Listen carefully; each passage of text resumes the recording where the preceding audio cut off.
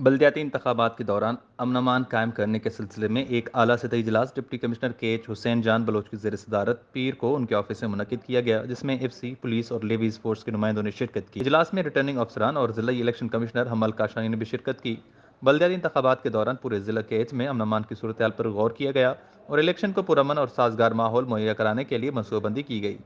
اجلاس میں کہا گیا کہ میونسپل کارپوریشن تربت، تم، سٹی، کھڈان، میناز، بیٹ کے پولنگ اسٹیشن حساس جبکہ باقی تمام پولنگ اسٹیشن انتہائی حساس ہیں۔ اجلاس سے خطاب کرتے ہوئے ڈپٹی کمشنر کے ایچ حسین جان بلوچ نے کہا کہ بلدیاتی الیکشن اپنے مقررہ وقت پر ہر حال میں ہوں گے۔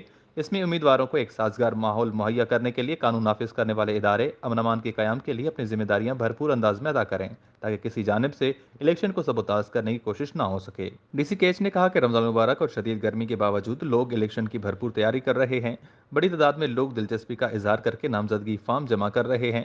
انہوں نے کہا کہ 29 مئی 2022 بروز اتوار کو بلدیاتی الیکشن کے سلسلے میں میونسپل کارپوریشن تربت کے 53 یوسیز سمیت ضلع کیچ کے 72 یونین کونسل میں پولنگ ہوگی۔